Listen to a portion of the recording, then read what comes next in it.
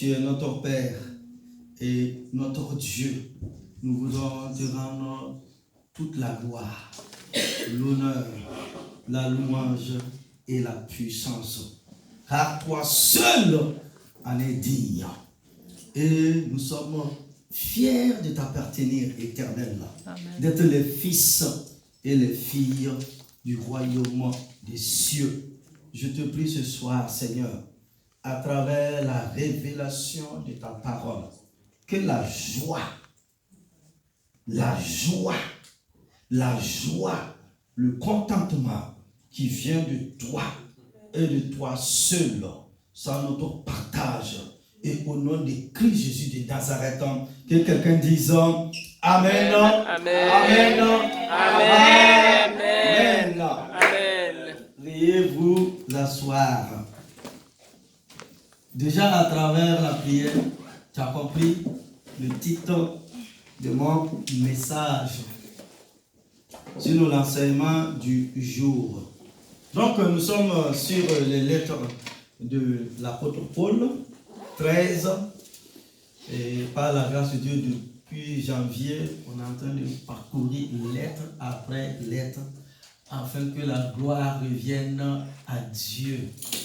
Ah, j'ai aimé cette belle photo.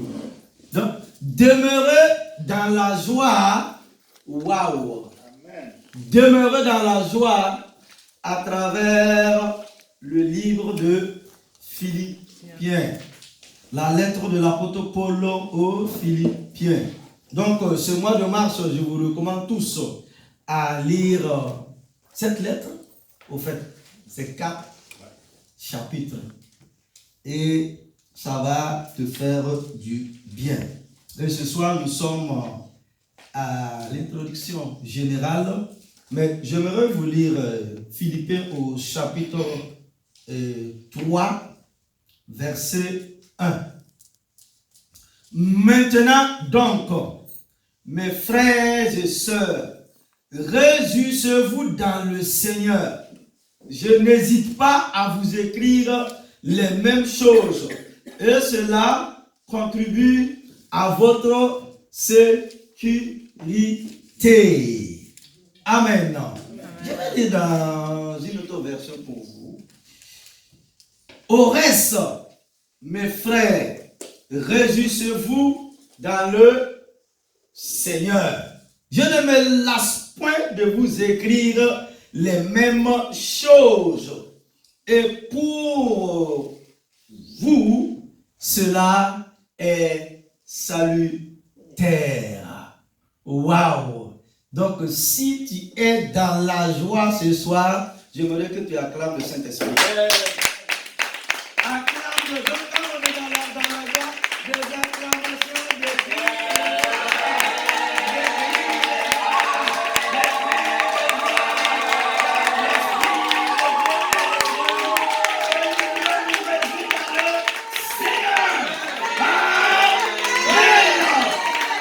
Alléluia. Gloire à Dieu. Jésus-Christ est un homme de douleur et habitué à la souffrance.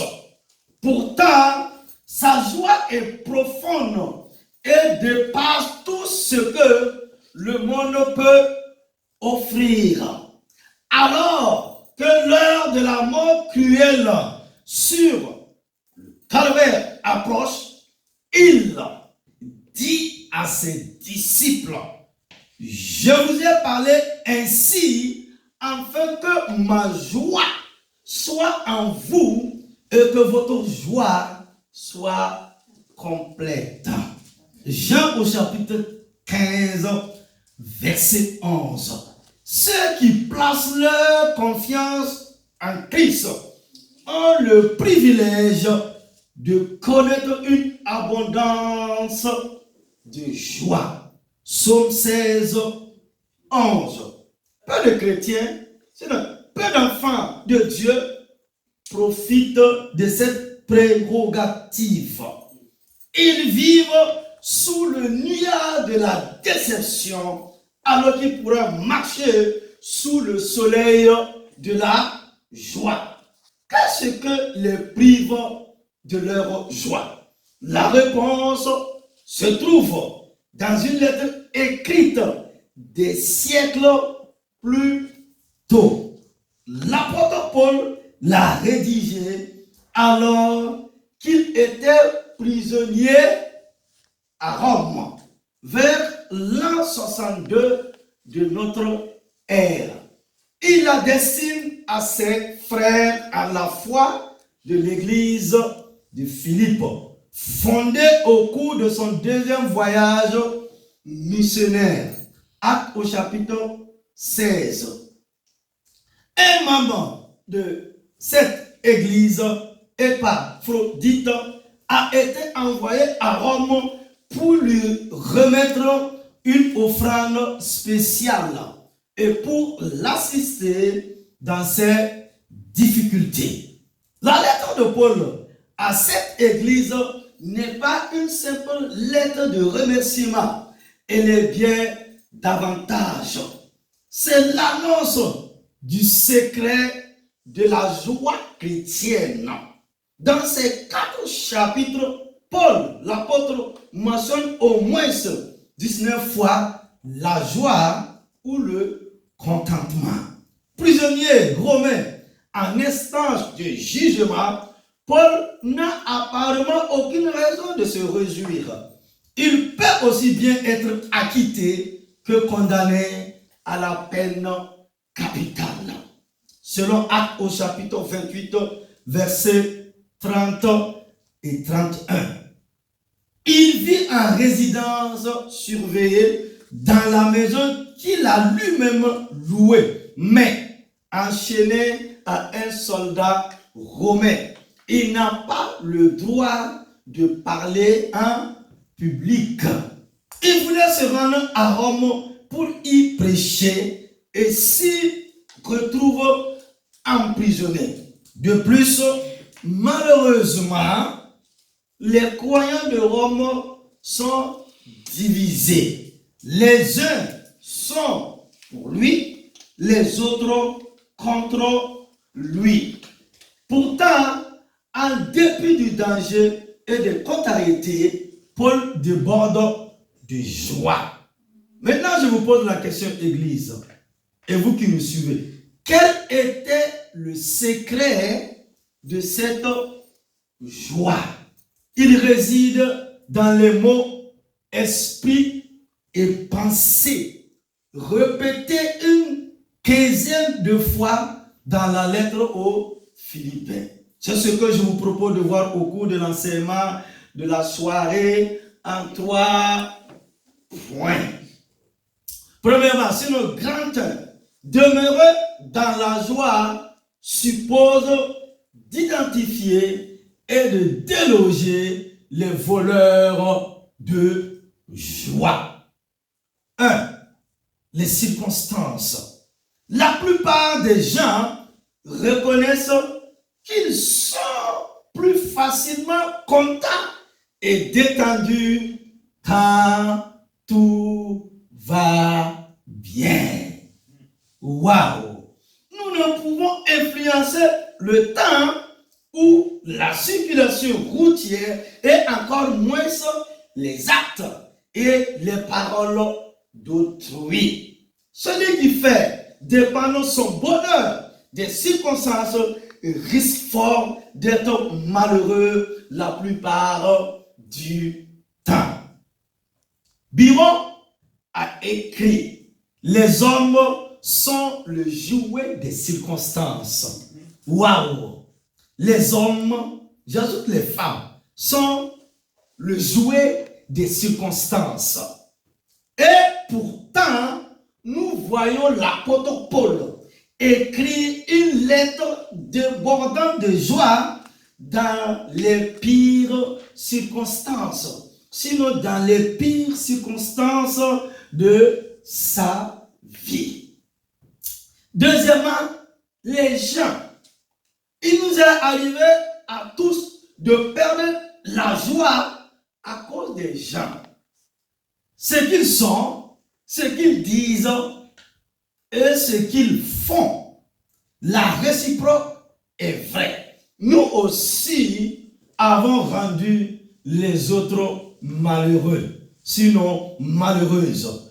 Mais nous devons vivre et travailler avec eux. Si nous désirons glorifier Christ, nous ne pouvons pas nous isoler.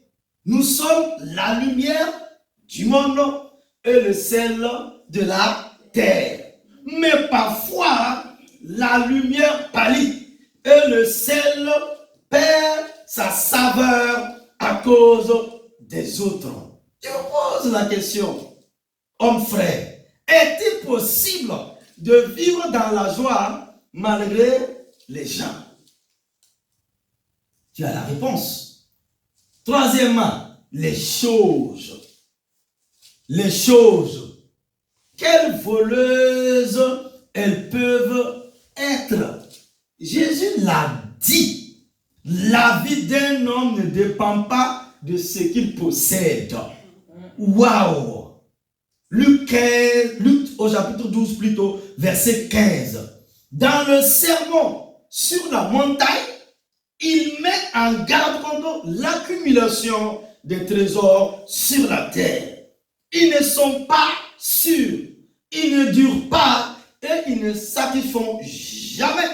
Cependant, la plupart des gens croient que la joie dépend de la fortune. En réalité, les choses peuvent nous priver de la seule joie qui soit vraiment durable. Et quatrièmement, les soucis. Sinon, les soucis de la vie. Ce sont les pires voleurs. Nombreux sont ceux qui ont perdu la paix et ont entravé leur épanouissement à cause de leurs soucis. Il est prouvé que les soucis agissent sur la santé physique.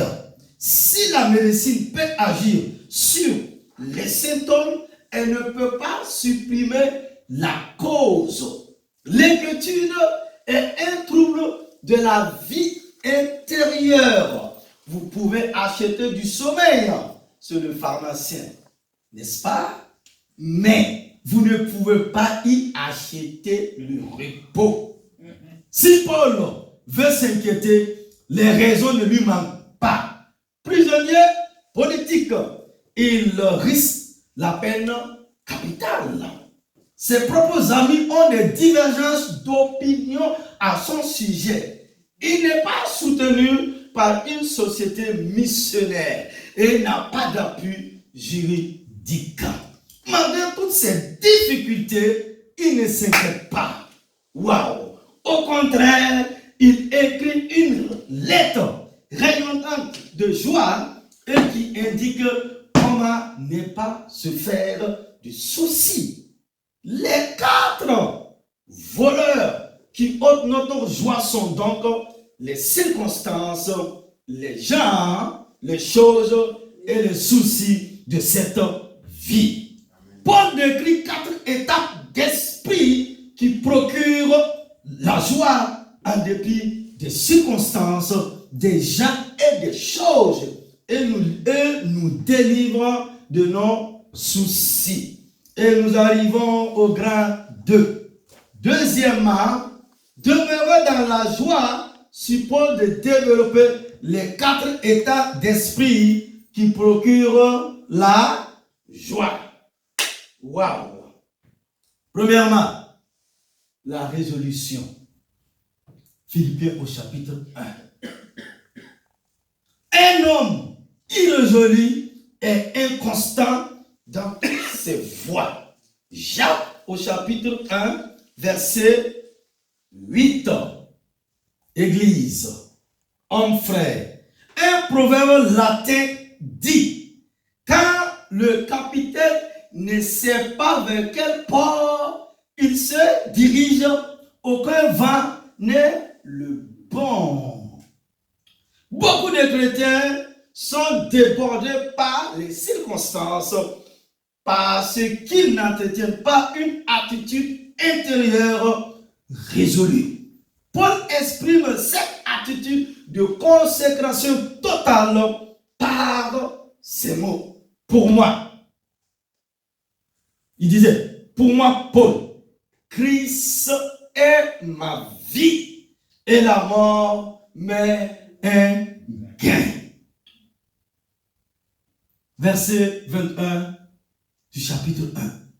Dans le premier chapitre, Paul parle de façon réaliste et honnête des circonstances difficiles dans lesquelles il se trouve. Mais elle n'enlève pas sa joie. Pourquoi? Parce qu'il ne vit pas pour jouir des circonstances, mais pour servir Christ. Waouh! C'est un homme résolu. Je fais une chose, oubliant ce qui est derrière moi. Et je cours vers le but pour remporter le prix de la vocation célestielle de Dieu en Jésus-Christ. Philippiens au chapitre 3, verset 13. Et je te recommande à apprendre ce verset par cœur, mon frère, ma soeur, et vous que me suivez. Il dit, il a un but.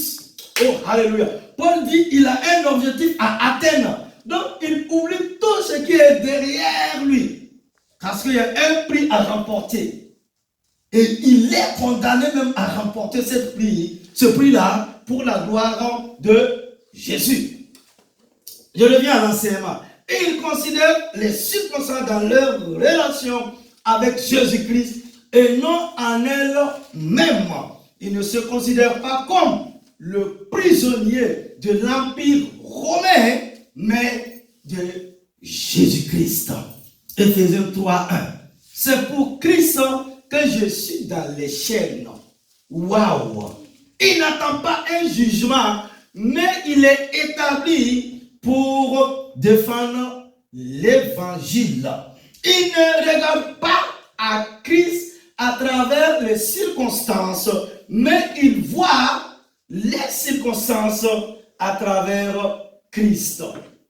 Quelqu'un m'a compris?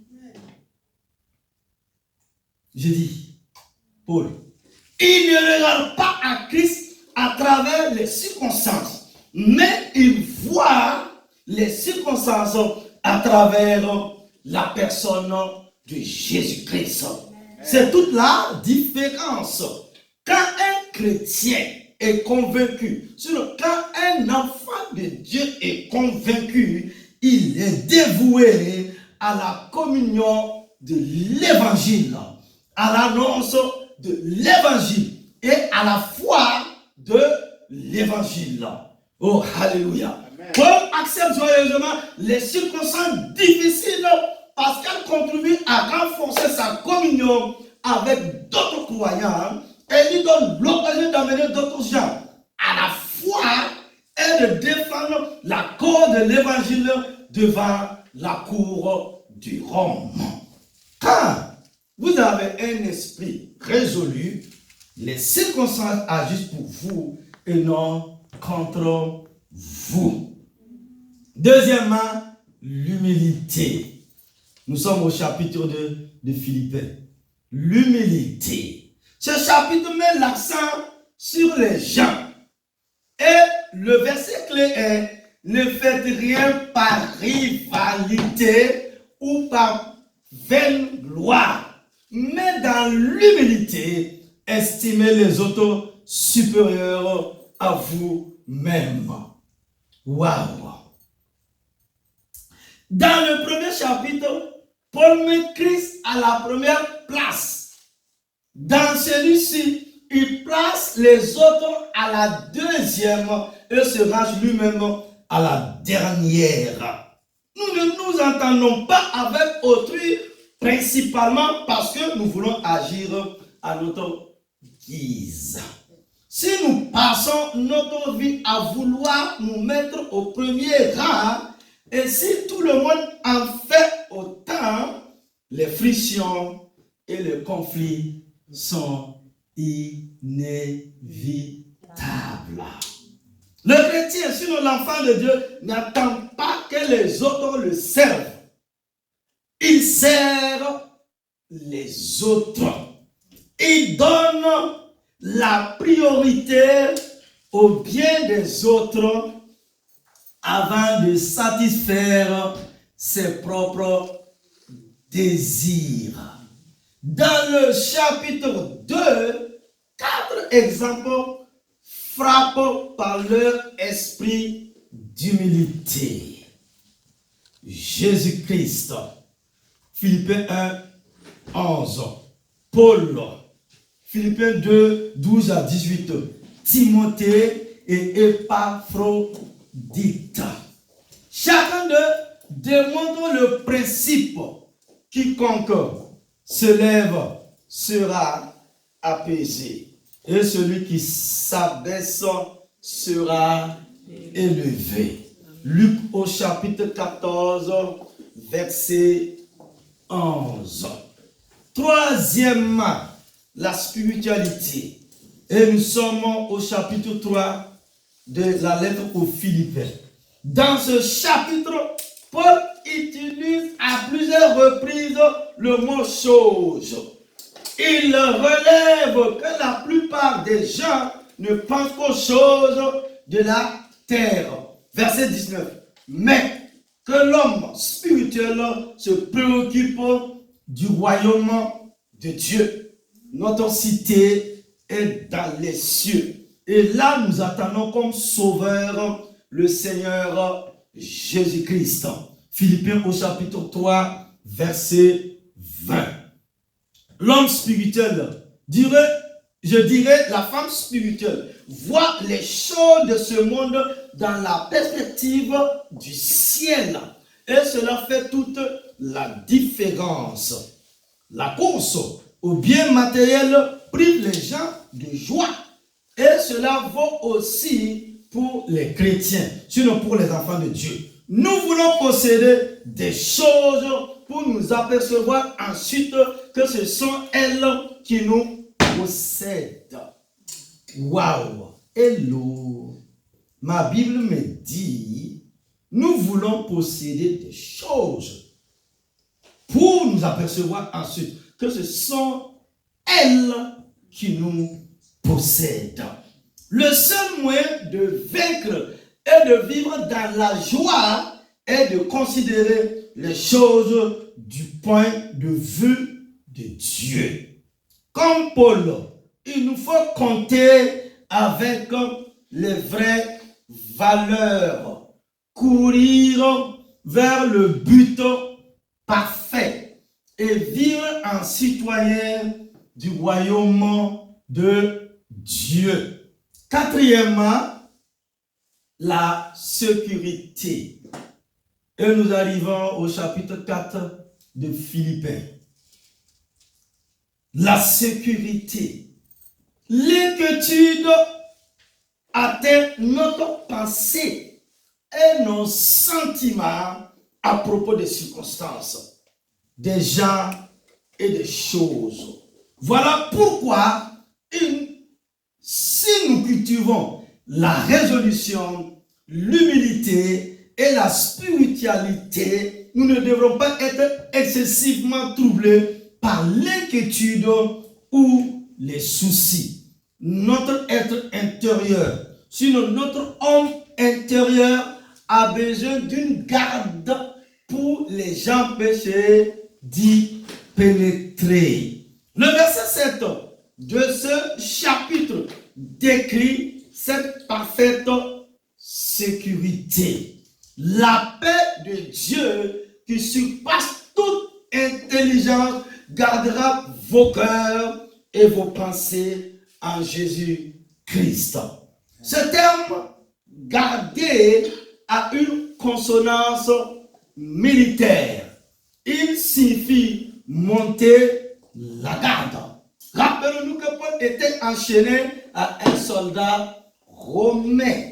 Le chapitre 4 décrit les ressources spirituelles que le croyant a en Christ.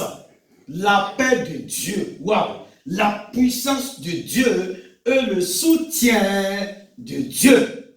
Avec de telles ressources, quelle raison avons-nous de nous inquiéter? Nous avons la paix de Dieu pour nous garder et le Dieu de paix est avec nous. Nous jouissons de la paix de Dieu quand nous prions. prions, pensons et vivons pour sa gloire. C'est le secret de la victoire sur tous les soucis de la vie. Et j'arrive au grand 3. Troisièmement, il est possible de mener une vie chrétienne joyeuse en dépit des circonstances. Amen. Wow. Il est possible de mener une vie chrétienne joyeuse en dépit des circonstances. Pourquoi? Et je me pose cette question, Église. Comment mettre tout ce que nous venons de voir en pratique dans notre vie? Le problème, c'est la pratique.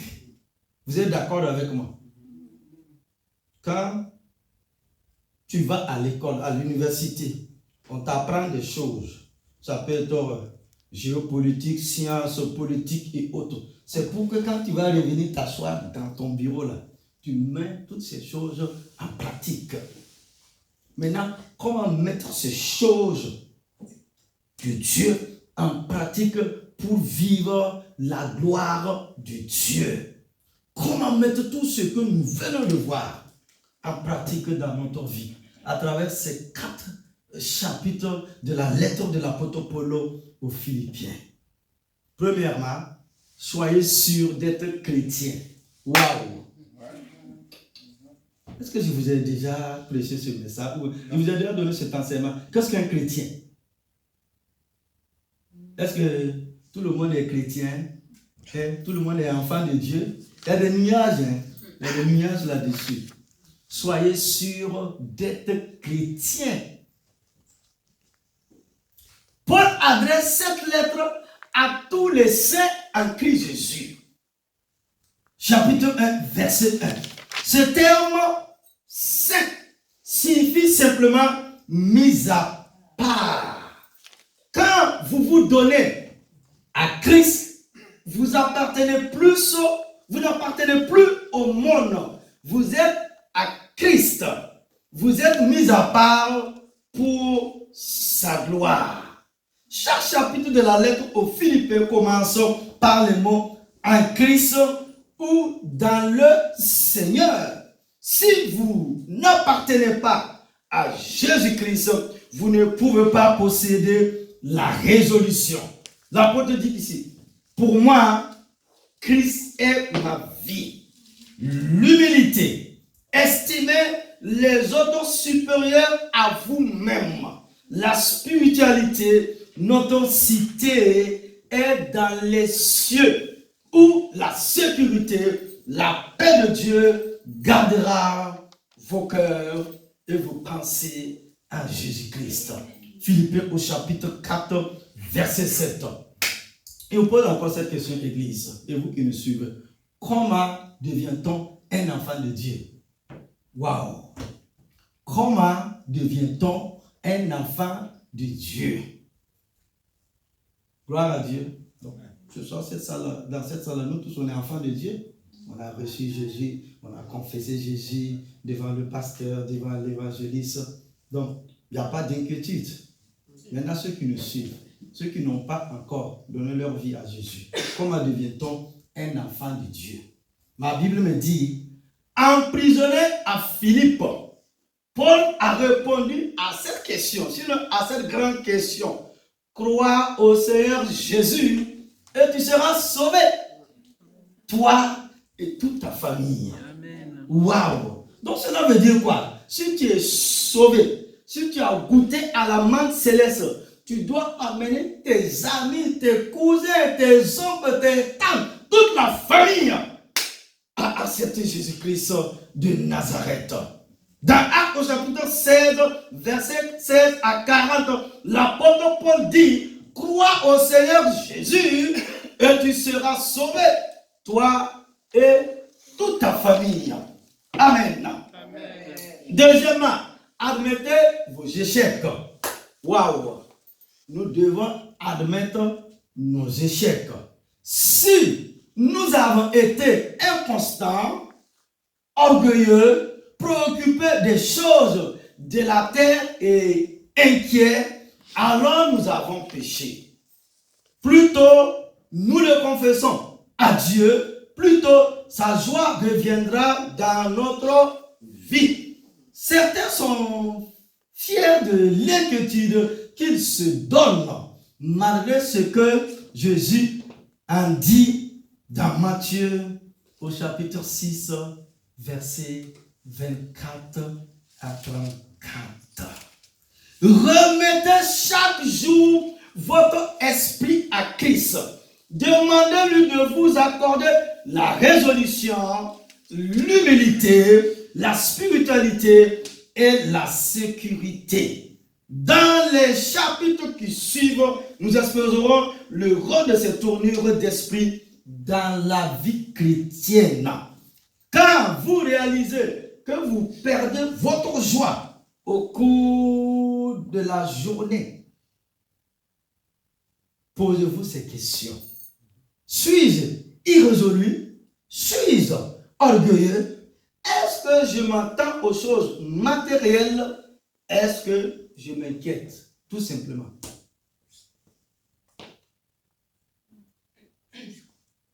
Comme nous avons appris hier dans la prière, Job dit, ce que j'ai créé là, c'est ce qui m'est arrivé. Il craignait tout le temps que ses enfants vont mourir. Peut-être un malheur. Il avait tout. Écoute-moi attentivement. Il avait tout. Mais est-ce que Dieu était sa sécurité?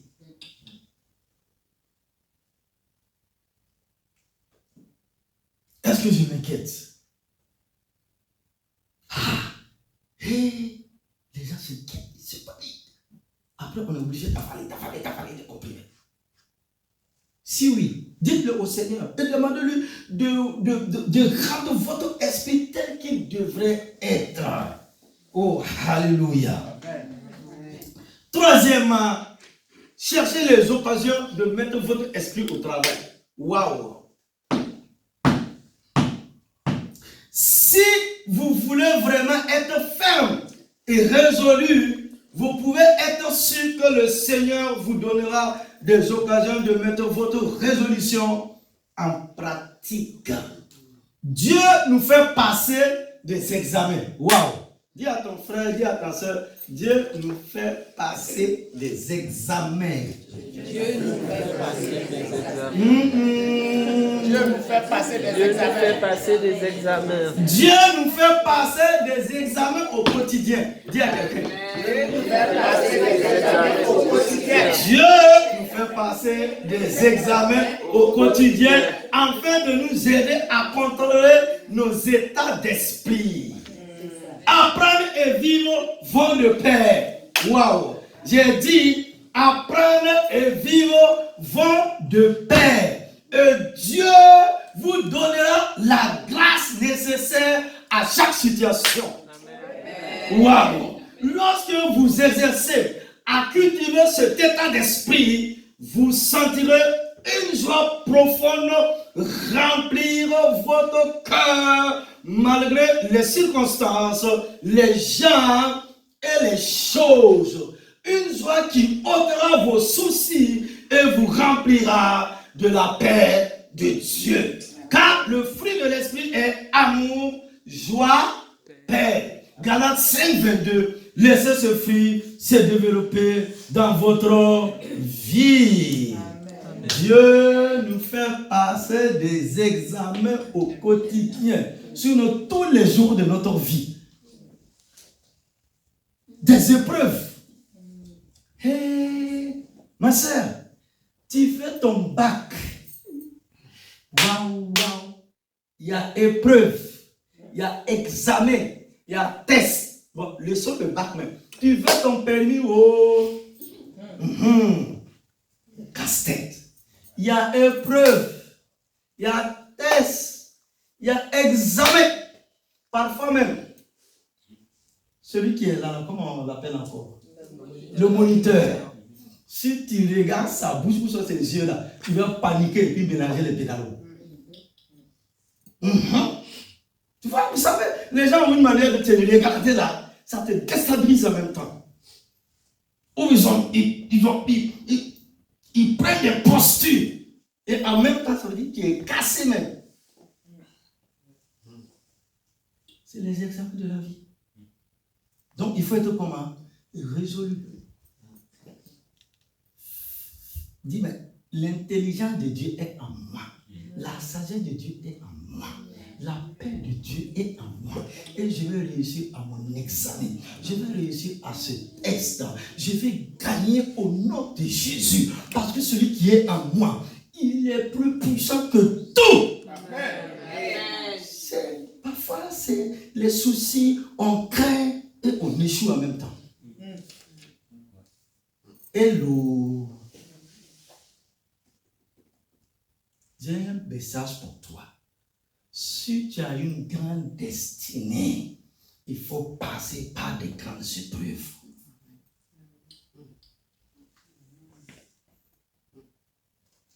Des examens, des tests au quotidien. Tant que nous n'arrivons pas à appliquer ces choses-là, mon ami, rien. On prie, on prie, on prie.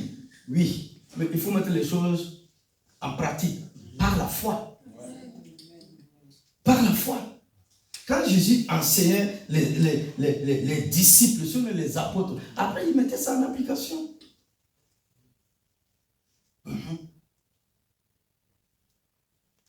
Tout le monde était Esther, la reine Esther. Hein? Mais personne ne veut être orpheline. On est d'accord? De père et de mère. Quand on est orphelin, orpheline, on dit la vie a été injuste avec moi. Voici notre langage. Pourtant, ce n'est pas le langage du ciel. La vie même est injuste.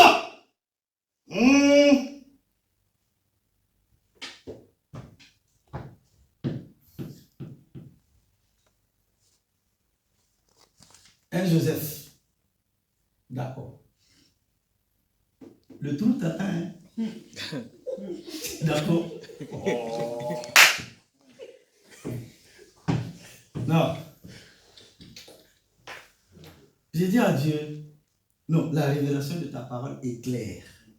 Depuis des années, j'ai prêché sur l'épître là, à l'école de théologie, en France comme en Suisse, mais tu me fais vivre autre chose. C'est dans les difficultés que nous devons être joyeux, joyeuses. Donc je te donne rendez-vous dimanche. Si je vois que ton visage est serré, je vais venir te secouer et dire, ma soeur, la joie du Seigneur est ta force. Amen. Mon frère, la joie du Seigneur est ta force. Amen. Au nom de Jésus. Amen. Il faut t'asseoir sur les factures et dire, Dieu, c'est toi qui es ma joie. Alléluia. C'est pas quand tout va bien qu'on rigole. Dieu te bénisse mon frère. Dieu te bénisse ma soeur. En ce moment, tu as 20 000, 30 000 euros sur ton compte. C'est quand les huissiers sont derrière toi. Waouh! Les factures se multiplient. Il ne faut pas changer ta démarche. Hein. C'est ça même qui doit faire Miss la plus belle. Même. Tu dégages comme ça. Hein? Tu dégages même la gloire de Dieu. C'est ça l'apôtre Paul voulait faire comprendre à ces chrétiens de Philippe lors de son voyage missionnaire. La plus grande révélation. La joie du Seigneur. Alléluia. J'attends quelqu'un dimanche.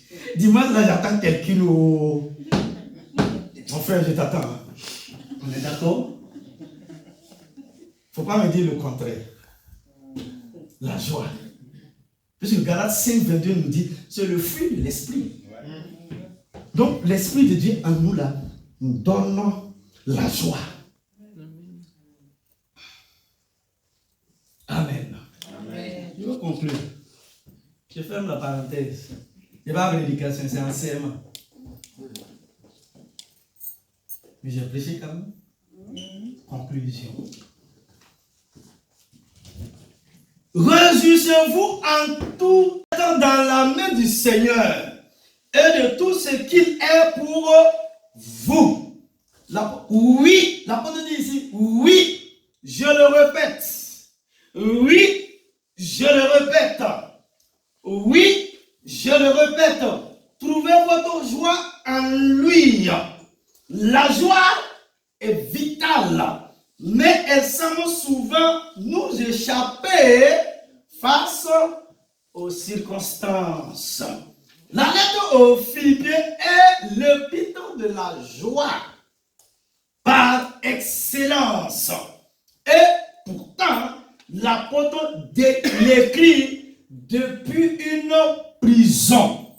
Le secret de la joie chrétienne se trouve dans le mode de pensée, le mode de pensée du croyant dans ses attitudes.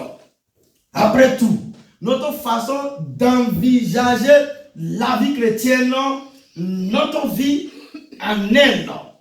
L'épître aux Philippiens contient les principes de la psychologie chrétienne, solidement appuyés sur la doctrine biblique. Et que Dieu bénisse sa parole et que quelqu'un dise Amen, Amen, Amen, Amen, Amen, Amen, Amen. La joie du Seigneur est en force. Quelqu'un peut dire Amen, Amen, Amen.